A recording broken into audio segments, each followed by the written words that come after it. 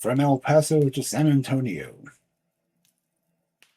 After hanging around El Paso for a few days, I bought a ticket over to the Sunset Line to Alpine, Texas. From El Paso to Alpine is one of the most desolate pieces of country I ever saw. There's absolutely nothing. The railroad has water cars standing at every siding for the Mexicans to work at the railroad. If anyone else wants a car of water, it costs them from $20 to $50 a car. The railroad over the mountains is so crooked that you can't tell what direction you are going, or whether you're going straight up or straight down. As I was riding along, looking out the car window, I saw a lot of crows or ravens flying west. Every one of them had a tin can or a little sack hung by its neck by a string. At one place, we stopped to let a train pass. I saw a lot of ants going west. They were rigged up a lot like an Indian moving camp. At another place, when we made a short stop, I noticed a freight train standing on the side track. Lots of the passengers got out to rest themselves while we were looking at that freight train. We discovered that nearly every truck had a few tramps or hobos on it. It were headed west. We also saw several coyotes on the trucks going west. Each tramp had something to eat along with him. Someone threw a stale loaf of bread out of a car window. Then the coyotes and a bunch of hobos had to fight over it. When the train had started, I looked out the window and saw them still fighting over the piece of bread.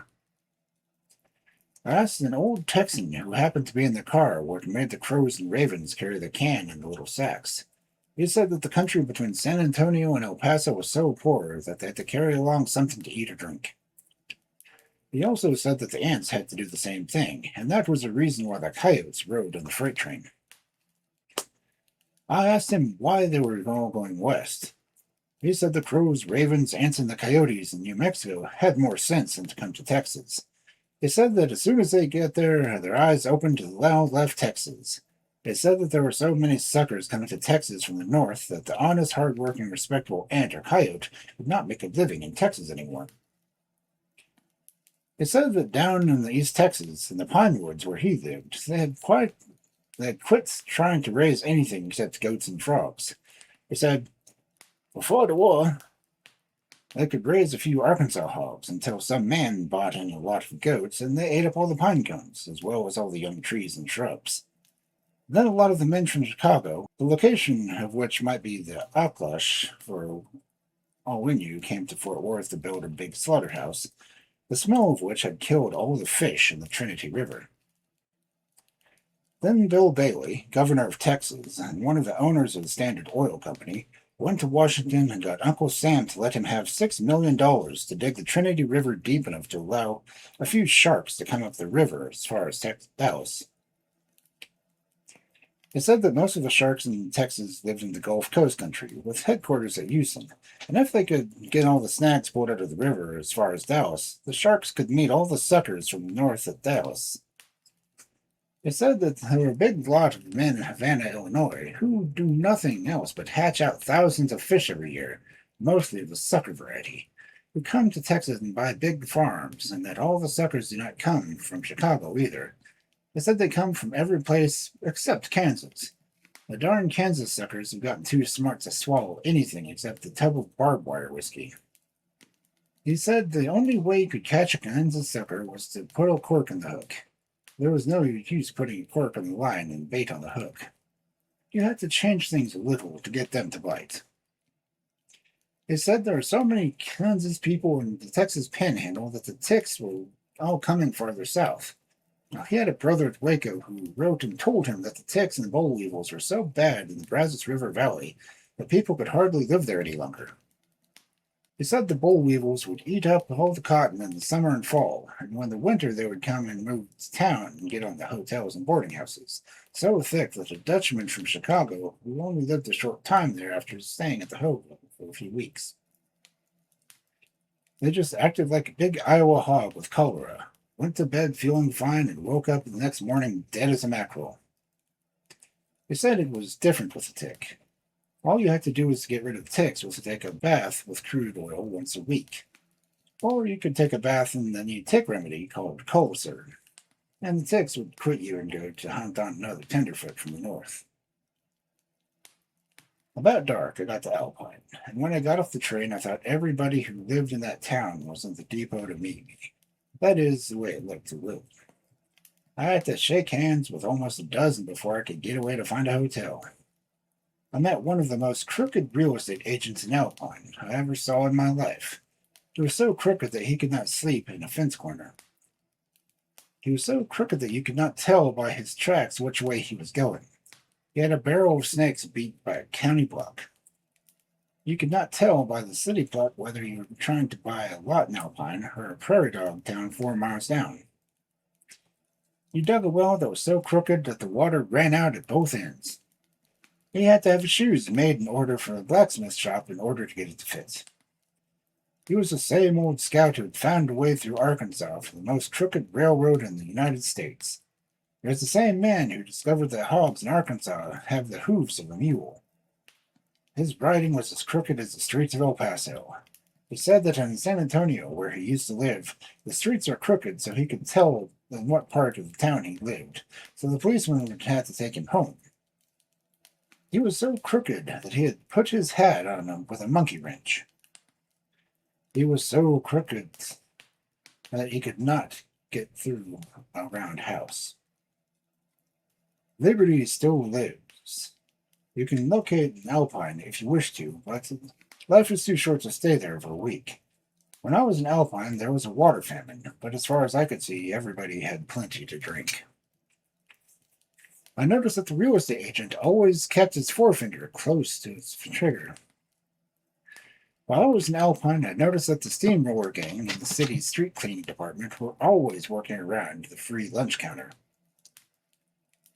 A guest at the Alpine Hotel broke his jawbone eating a spring chicken. After a few days spent in the Magic City, I went to San Antonio. It is a fine farming community from Alpine to San Antonio, if you look at it with your eyes shut.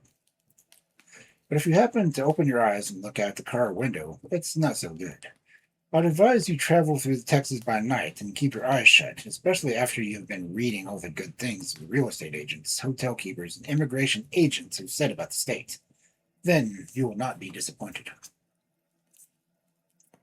San Antonio is said to be the glory spot of Texas, and from what I saw of it, I think it is not. I think Huntsville has San Antonio beat by 7-1. Huntsville is where Sam Houston used to live. I think he's there yet. Most of the people in San Antonio, when I was there, were wearing soldiers' uniforms. I noticed a great many northern people there. They all had coughs, lungers, they called them in Texas.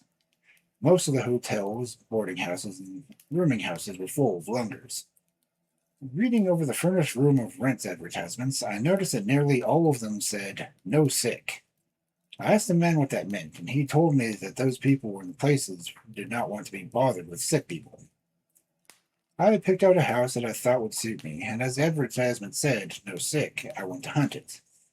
When I rang the doorbell, the woman came to the door. I told her I wanted a room. She said she had one that would just suit me, and the price would be $7 a week. I asked her if that was not a little high for a room 4x6 on the first floor downtown.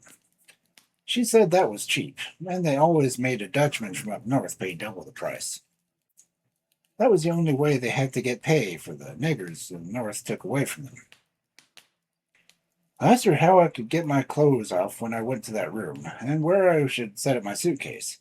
She said the last man who occupied the room took his clothes off in the alley and climbed up the fire escape when he went to bed. She said that he left his suitcase out in the backyard, close to the alley. I asked her if there were any sick people in the house. "Lord, no," she responded. "I would not have any sick people in my house." To make a long story short, I rented the room. I asked her if she would give me any money back if I only stayed a few days. "No, you bet your life I won't. I will have to charge you extra if you don't stay a full week." The first night I stayed, the boll weevils nearly ate me up. You see, a Texas hotel rooming house never has such things as bed bugs or fleas in them. A state law of Texas says that bed sheets shall come 9 feet long. That keeps out every kind of bug, except the boll weevil. After a boll weevil eats up the cotton crop, the cactus, and the mesquite brush, they take to the hotels and boarding houses for the winter. A boll weevil will not bother a native Texas woman, and that's why the Texas women use snuff, to keep away the boll weevil. A coyote won't eat a dead Mexican, because Mexicans eat chili. Sometime in the night, a man in the adjoining room commenced to cough. From the way he coughed, and at the length of time it was, I thought he might have jarred the foundation of the house. Of course, there was no lungers in the house. After he quit, I had just gotten to sleep again when the woman in the other room adjoining mine began coughing. I thought she would jar the windows out. Of course, there were no lungers in the house. When she quit, another one across the hall commenced, and I looked the next morning to see if the roof was still there. No sick in the house. Then it dawned upon me why the landlady had to charge me extra if I did not stay a week. Next morning, she wanted to know what ailed me that I had come to San Antonio. I told her there was nothing particular would bother with me. She said she would have to know, as health officers required her to make a report of all suspicious characters stopping at her house. This was done so the doctors and undertakers would know about what the business they would count on from each house in the town. I told her that I had a severe headache all the time. I was partly deaf and had a cataract in one eye, and had a bad case of catarrh in my head. One of the arms was nearly shot off in a fight in Casa Grandes, and I was suffering from mountain fever and had contracted in coming over the mountains from El Paso to Alpine. I said I was suffering with appendicitis, and that I had rheumatism in my hips. I knew that I had a very weak back, and I had to stay in bed about half the time on account of gout I caught in Kansas City. That I had eczema, dobie itch, and a few ticks that had gotten in my Lipscomb. She wanted to know if I had been scalped by the Mexicans, as there was no hair on my head. Also, I had a cork peg, as I limped and walking. She wanted to know if I had ever had smallpox or how long I'd been doctoring for the asthma. She wanted to know how many times I had been in a bug house, and if I was moderate or hard drinker. How many times I had been married, and if the last wife was still alive. How long it had been since I was divorced, and how much reward was offered for me in the United States, Canada, Mexico, or Arkansas. She wanted to know if I was a Republican, and if I expected to run for office of any kind. She said that the last Republican that ran for office in San Antonio got across the Rio Grande before daylight. She wanted to know if I really had a glass eye. I tried to break in several times, but she cut in so fast that I saw there was no use. I just backed out the door and ran around to the alley and reached over the fence and grabbed my old suitcase and lit out and hid in a boxcar for fear that she would have arrested me for slipping out without paying extra. If I'd stayed half a week, the doctors would have got me. And I had stayed the week, the undertakers would have gotten me. And that was the reason she wanted extra if I did not stay a week. They claim to get all you have in some way. To be on the safe side, I just stayed in the old boxcar till I got to Houston. When I got uptown, I bought a San Antonio Express to see what they would say about me.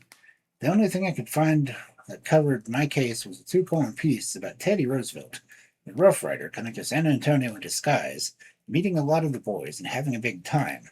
It said that he got so bad to keep from getting arrested he had gone down the river and drowned himself.